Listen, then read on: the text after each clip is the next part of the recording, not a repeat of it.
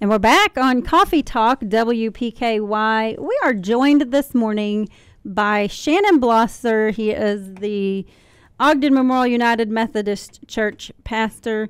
And Shannon has recently been in and out of the country. Good morning, Shannon. Morning. How are you? I'm doing well, thank you. How about yourself? You know, not too bad for spring to finally get here. And yeah. And I know you kind of went through, it's been a while. We tried to get you on a lot earlier, but you called me and you're like, it is not going to happen. Yeah, I've been, let's just say, sick for a while. Yeah, but you're feeling better now. Feeling well. They got me on enough medicine that I just live in a medicated state, you know.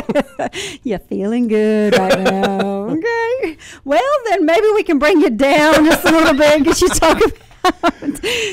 talk about. So now this is not your first trip, but you recently went to Israel. Yeah, we went in the first week of February 4th to February the 13th. We took 21 people, either connected to Princeton or from our area, to the Holy Land. It was an amazing experience, a little colder than what I would have liked, but it was just a great time. Everyone came back, just loved it, had an amazing experience there. Just the sites we were able to go to. I've been there before, but it was a unique experience for me this time to walk people there, and then to point things out that our tour guide Rula was showing and saying, look over here, that's what we're talking about. Or when we went to the Wailing Wall to take some of the guys over and go, come on, I want to show you this over here. Let's sneak over here. I want to show you this little library that's kind of hidden that you don't always get to see. And so it was just an amazing experience. The first time your breath is taken away as a pastor, that you're walking there and you're in the place where Jesus walked.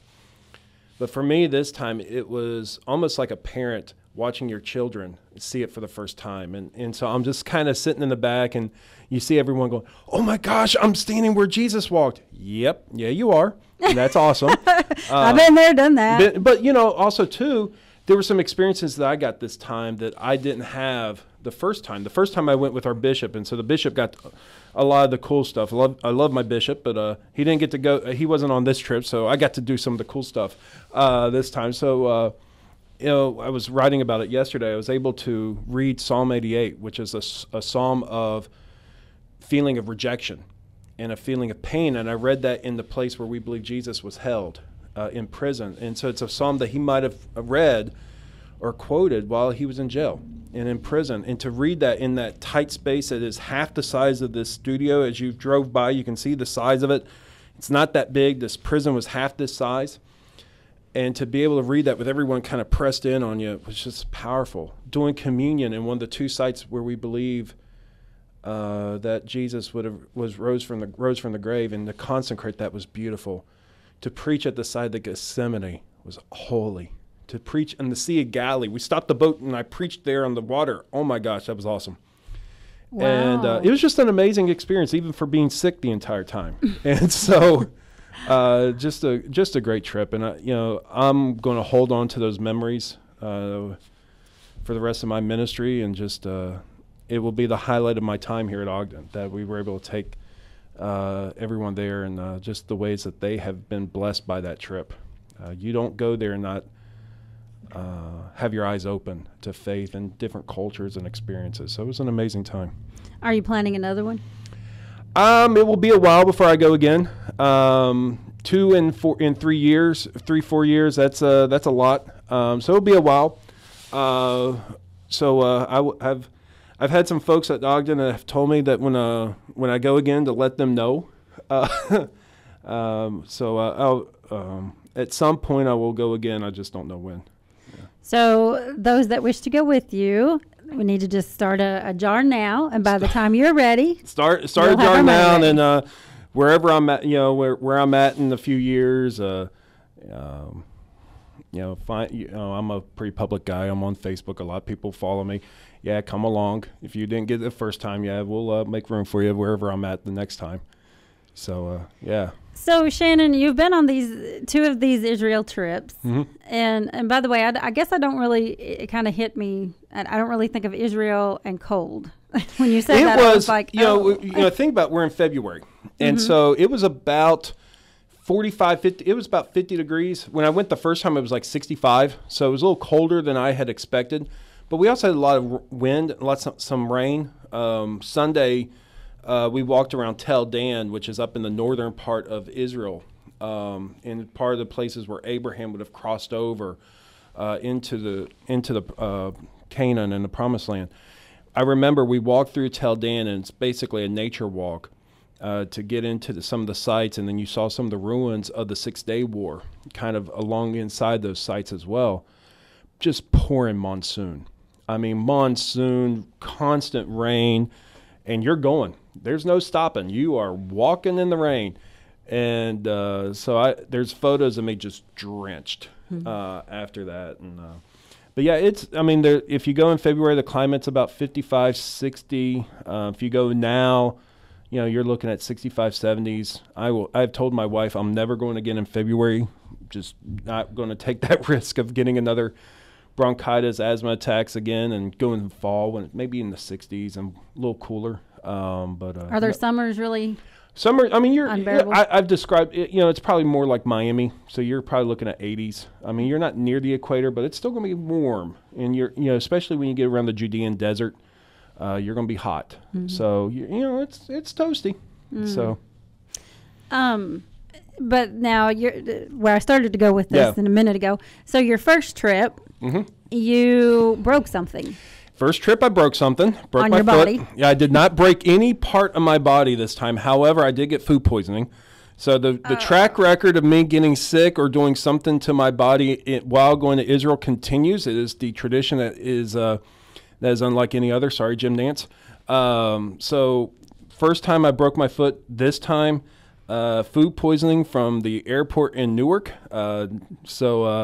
And then hit me right on the flight going over. So not the most pleasant experiences to have food poisoning while you're stuck in a sardine tin can for 12 hours. So, but you also came back with bronchitis. Back with a case of bronchitis. I've had a case of bronchitis that has really stood with me since January.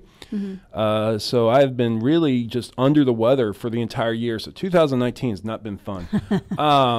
And so they finally have just figured out what it was. So I'm on enough medicine that would make a pro wrestler jealous, I think, with all the steroids I'm on. But, it's you push through. Mm-hmm. And it's the same thing I did when I broke my foot. I'm like, who knows when I'm coming back? I'm going to press forward. And the same thing this time. Who knows when I'm coming back, so I'm going to press forward.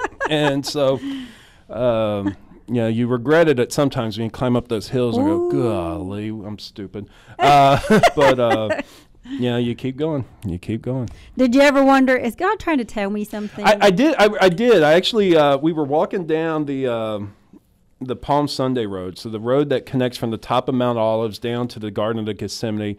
Here in a couple of weeks, they will close that road. It's an active road right now, but they will close that road, and thousands of people will march down that road to remember Jesus walking into Jerusalem. But I remember walking down with one of the tour hosts and going, you know what? The first time I came to Israel, I broke my foot. Now I am sick as a dog. Maybe God's telling me I shouldn't come. He just looks at me, or the devil. I'm like, good one. You win. You win. Way to Jesus juke me that one, or devil juke me, whatever you want to say. But he was right. I mean, we can always look at these negative things and go, oh, God does want me to do it. No, it's just someone else trying to get in your way. Mm-hmm. But as soon as I got better, then it was fine. So or at least that you could survive and advance it. But unfortunately, some people know this. I actually passed out coming back from the flight. So. Passed out in the Newark airport for a little bit. So thankful for that's where the food poisoning was. So it was just like everybody's like, no. I had a bookend of experiences at Newark Airport that maybe I won't go back to Newark.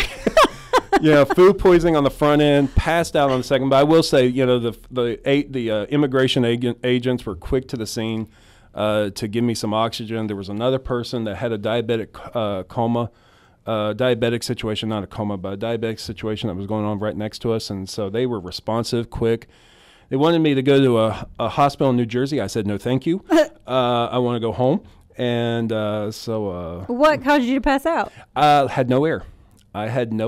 Oh, because of the bronchitis. Well, because of the bronchitis and the flight, we were all over the place. And I think I keep a heart rate monitor on my wrist instead of steps, and I think my heart rate got a little too high, and so immigration is always a stressful process to come back into the country, and I just said, you know what, this floor looks really comfy, and I'm gonna take a seat right here, and I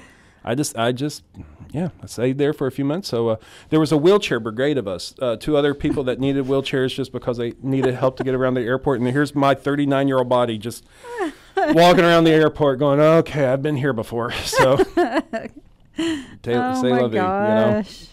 What an interesting trip, Shannon. You know, I could take the case for the most interesting pastor with some of my stories that I've got with some of these trips I've been on. But, you know, it was a blessing. And it really was humbling to be able to take these folks. And just the experiences have been, as I said, it will be the hallmark of my time here at Ogden. So I know before you left, we talked about your first trip. Mm-hmm. And, you know, that's where I found out you broke something. But you also, you know, you talked about how in awe you were. Yeah. Sounds like this time was a little bit different. There was less awe and more, look at this, more excitement. Yeah, there was more excitement for me this time. I mean, there was definitely some awe in some places I didn't get to go to before. And so you go, wow. For me, it was going to the Holocaust Museum. And that was a disappointment for me the first time not to go to the Holocaust Museum. And to walk through there and to see some of the images and to see the stories and to see how easy it is for us to think that it could never happen again, to just reject a group of people simply for the color of their skin or their collar or their background, I should say. And it was a truly emotional experience. You wanted more time. We were time limited, so you had to kind of almost do a Clark Griswold and run through it. But it was just, I mean, it truly blew my mind. And to have a son that could easily be ostracized by community, you know, it's you never want to see that happen again. And how easy it is for us to just ridicule people for who they are, their skin color. Walk through something like that, and it will change your perspective. Mm-hmm. It was just powerful, just wholly powerful. And I was going to say, so it's before you mentioned this, it sounds like you didn't have quite the emotional experience this time, but you did the have Holocaust Museum was definitely the one. Everything else, it was just really like you stood back and, you know, we had this joke. I had my bright yellow West Virginia hat on so everyone could see me. So you're doing more of the administrative, the refereeing work and making sure no one gets lost. Mm-hmm. So you're busy the whole time. But, yeah, there were some moments where you had some, you know, you don't think about because I've been so swamped afterwards. But you take a moment to just go, wow, that was pretty cool.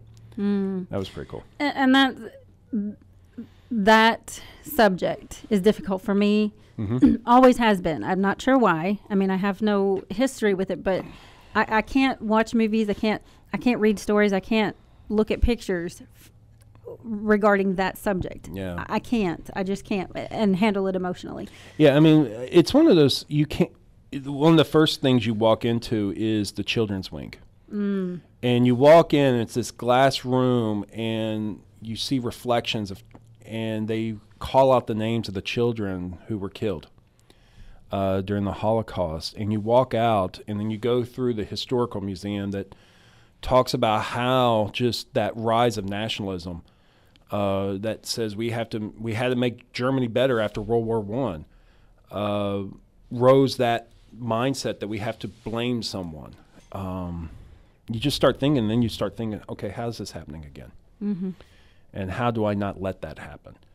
And so it's one I always think if we don't learn from history, we're doomed to repeat it. Mm-hmm. I'm a history buff, and so we have to be willing to find a way to connect somehow those stories, because otherwise, if we miss opportunities to teach our children, I use opportunities with my son. He's 6. I point out things and go, son, that's what this means. Be careful. And I know he doesn't always know, but you know, you keep doing it. And you keep saying those things so that he doesn't repeat those same things that we did. Right. And I acknowledge the need to be knowledge in Oh, don't hear me. I'm not criticizing. Yeah. I'm just offering a perspective there. So please don't. Sure. No. And I do acknowledge it. I know the basics. I know Yeah. enough that I know not. I know enough. You have to know yourself and know Yeah. where you fit into that story and how.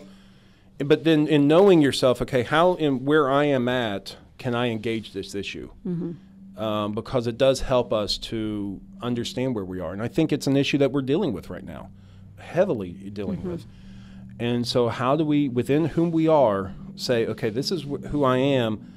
How within that gifting and that ability can I learn and can I grow? And then also, can I make a difference so that this doesn't happen again? So we all have different things. I'm a vocal guy. That's how I use it. I run my mouth a lot. But other people are more stand up on a street corner and say, we ain't going to do this no more. And we need all of that. And we also need people who are willing to just say, you know what, this struggles. This is a struggle for me. But I know I don't want this. Yeah. And so we need all of that. Yeah. Shannon, I appreciate you coming in and talking to us this morning about your trip to Israel. It sounds like an amazing opportunity. Sounds like you might need to take a break. just Spring break is next week, thank God. I mean a break from going to Israel. And, Well, that too. not That too. I need another break too. But yeah, Israel, Mike and I are we're friends, but we have agreed not to see each other for a while. Well, thank you for sharing your experience, Shannon. I appreciate no problem. it. Shannon Blosser, Ogden Memorial United Methodist Church pastor. And, what a great opportunity. If you do have a chance to go, there are organizations that'll help. I'm sure Shannon would be able to put you in touch with some information. What is the number that we can call you just to get some? You can call me at the church, 270-365-3528. And if you want to go sooner, we can put you in contact with some folks that are going on a trip sooner. I know of one that's going next year. And so if you want to go next year, I can put you in contact with them. So Okay, great. Thank you so much for coming in this morning. No problem. You've been listening to Coffee Talk on WPKY.